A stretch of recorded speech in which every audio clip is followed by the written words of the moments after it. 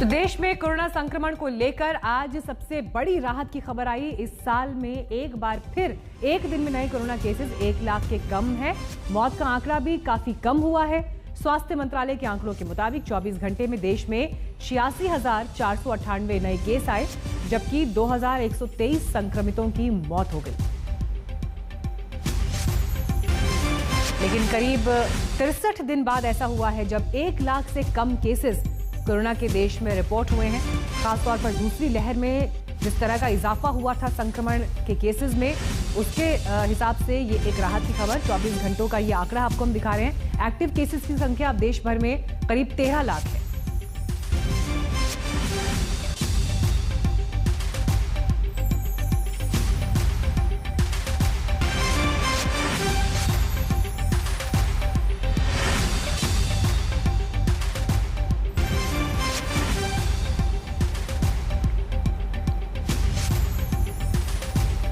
Corona के आंकड़े जरूर राहत देते हैं, क्योंकि करीब 63 दिन बाद ऐसा हुआ है जब 1 लाख से कम कोरोना के केसेस रिपोर्ट हुए हैं। जो ये आंकड़े हैं ये आपको हम इस वक्त दिखा भी रहे हैं। 24 घंटे की जो तस्वीर है, अगर इस पर आप नजर डालें तो आप देख पाएंगे कि 24 घंटे में जो केसेस हैं वो 86,498, यानी 1 लाख से ये नंबर काफी कम हुआ है। हालांकि 2,123 लोगों की मौत अभी भी ये चिंताजनक आंकड़ा है। रिकवरी की संख्या आप देखिए, 1,82,000 लोग स्वस्थ भी हुए हैं। एक्टिव केसेस की संख्या देश में इस वक्त 13 लाख के करीब है। तो दूसरी लहर में अब जो ये कमी आंकड़ों में दिखाई दे रही है, ये एक राहत जरूर देती है, लेकिन इसके बावजूद इस बात का ख्याल रखना जरूरी है कि किसी भी तरह की लापरवाही कोविड के प्रति हमारे बिहेवियर में नहीं दिखाई देनी चाहिए, क्योंकि अनलॉक को लेकर भी अब धीरे धीरे सरकारें कदम आगे बढ़ा रही हैं, राज्य अपने हिसाब से कदम उठा रहे हैं, लेकिन ये आंकड़े ढिलाई में तब्दील नहीं होने चाहिए। इस बात का हम सभी को ख्याल रखना होगा। इस बीच आपको ये कोरोना 2021 का हम ग्राफ दिखा रहे हैं। अगर इस पर आप नजर डालें, 4 अप्रैल से लेकर 7 जून तक की ये तस्वीर है। 4 अप्रैल को जहां 1 लाख प्लस केसेस थे, तो देखिए 15 अप्रैल को किस तरह से बेतहाशा बढ़ते हुए ये ऑलमोस्ट डबल हुए, यानी 2 लाख प्लस केसेस। और 21 अप्रैल को ये केसेस पहुंच गए 3 लाख प्लस। और 5 मई पीक था जब 4 लाख के आसपास ये केसेस थे, 4 लाख प्लस ये केसेस थे।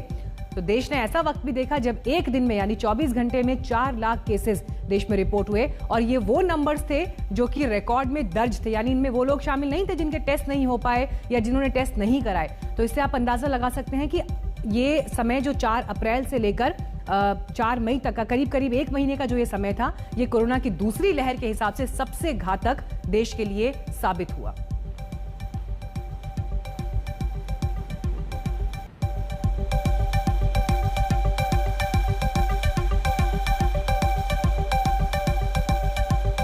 कल ही प्रधानमंत्री नरेंद्र मोदी ने देश के नाम एक संबोधन दिया, जिसमें उन्होंने वैक्सीन प्लान को लेकर नई तस्वीर सामने रखी कि अब राज्य नहीं केंद्र सरकार ही इस वैक्सीनेशन प्लान को आगे बढ़ाएगी।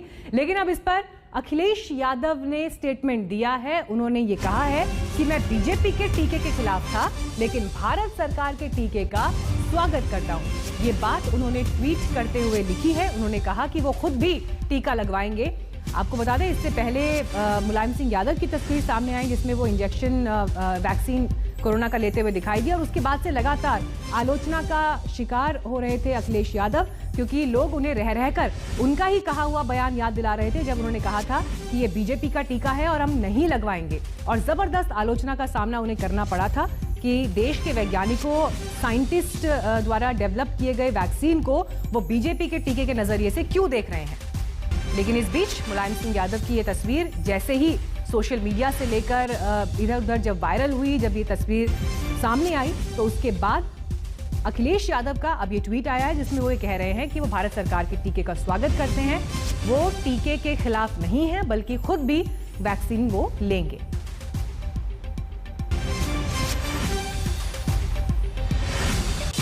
देखिए, मैं तो नहीं लगवाऊंगा अभी वैक्सीन, मैंने अपनी बात कह दी, और वो भी बीजेपी लगाएगी उसका भरोसा करूंगा मैं? अरे जाओ भाई, अरे अपनी सरकार आएगी, सबको फ्री वैक्सीन लगेगी। हम बीजेपी का वैक्सीन नहीं लगवा सकते। तो ये वो बयान था अखिलेश यादव का जो हमने आपको सुनवाया, जब उन्होंने वैक्सीन को बीजेपी का टीका कहकर उसे टोटली रिजेक्ट कर दिया था और ये कहा था ना तो हम ऐसा टीका लगवाएंगे, जब हमारी सरकार आएगी तो उसके बाद सबको फ्री टीका दिया जाएगा। और उनके इसी बयान को लेकर जबरदस्त आलोचना इसलिए हो रही है क्योंकि मुलायम सिंह यादव खुद यहाँ पर वैक्सीन लेते हुए दिखाई दे रहे हैं। और अब इस आलोचना के बाद अखिलेश यादव ने भी आखिरकार अब ये ट्वीट किया कि भारत सरकार के प्लान के वो साथ हैं और खुद भी वैक्सीन लगवाएंगे।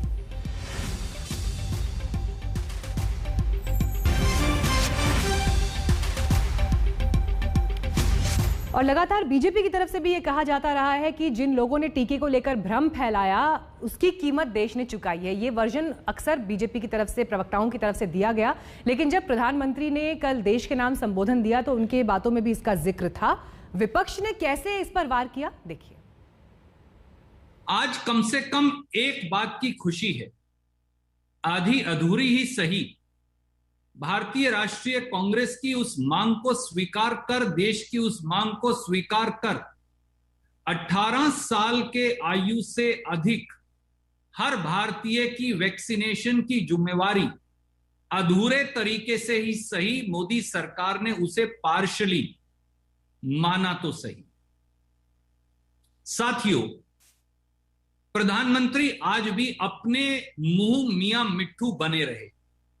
अब केवल इतना ही बदलाव आया है कि 50% की बजाय 75% वैक्सीन उत्पादन भारत सरकार खरीदेगी। सुप्रीम कोर्ट ने उन पर यह ऑब्जर्वेशन किया कि मोदी सरकार की वैक्सीनेशन पॉलिसी आर्बिट्री है, डिस्क्रिमिनेटरी है। तो सुप्रीम कोर्ट को जवाब देने से पहले प्रधानमंत्री देश सभा में आकर सुप्रीम कोर्ट के ऑब्जर्वेशन की रोशनी में अपने वैक्सीनेशन पॉलिसी को उनको यू टर्न लेना पड़ा। सबसे अहम बात हम प्रधानमंत्री जो देश को नहीं बता पाए कि देश में वैक्सीन का शॉर्टेज क्यों है। मोदी जी को खिलाफ बहुत चर्चा हो रहा है। वैक्सीन पॉलिसी मोदी जी का पूरा नाकाम था,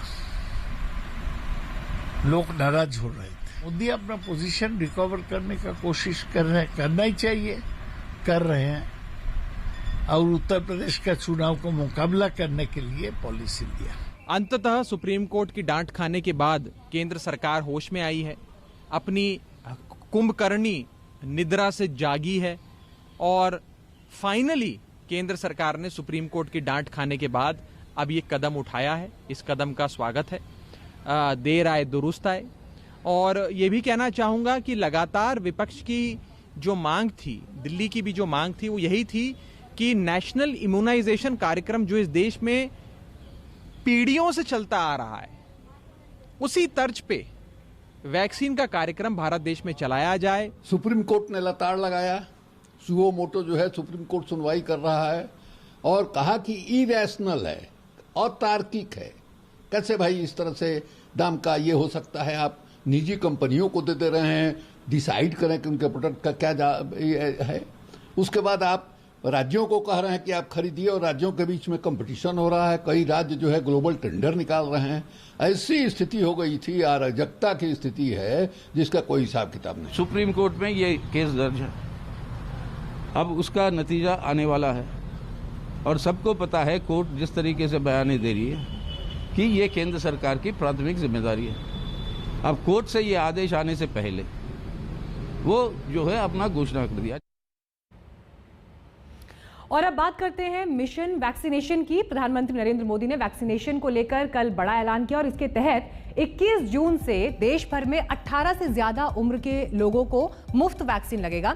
सरकार ने कैसे इस रोड मैप की प्लानिंग की है आपको हम ये भी इस वक्त दिखा रहे हैं। दिसंबर तक ये वैक्सीनेशन का रोड मैप है। अब तक करीब 23 करोड़ 28 लाख डोजेस जो हैं वो दिए जा चुके हैं। इसको मिलाकर अनुमान ये है कि 31 जुलाई तक 53 करोड़ 60 लाख वैक्सीन की डोज जो है वो सप्लाई हो जाएगी। इससे जून की 12 करोड़ डोज और जुलाई की 16 करोड़ डोजेस शामिल है। और इसके बाद अगस्त से दिसंबर तक का अनुमान यह है कि सेरम इंस्टीट्यूट से करीब 50 करोड़ डोजेज आएंगे, भारत बायोटेक से करीब 38 करोड़ डोज, बायोलॉजिकल ई की करीब 30 करोड़ डोज उपलब्ध होंगी। इसके अलावा कैडिला की 5 करोड़ डोजेस, स्पुतनिक वी की 10 करोड़ डोजेस को मिलाकर करीब 133 करोड़ डोजेस अगस्त से दिसंबर तक मिलेंगी। इसमें फाइजर और मॉडर्ना जैसी कंपनी की डोजेस शामिल अभी नहीं है, जिनसे आगे की बातचीत चल रही है। भारत की 18 प्लस से ज्यादा कुल आबादी 94 करोड़ है और सरकार का टारगेट है कि दिसंबर तक 187 करोड़ डोजेस उपलब्ध हो। तो ओवरऑल ये पूरी तस्वीर, पूरा रोड मैप वैक्सीनेशन को लेकर है। एक ब्रेक के लिए हम यहां रुक रहे हैं, फौरन लौटेंगे और खबरों के साथ। देखते रहिए आज।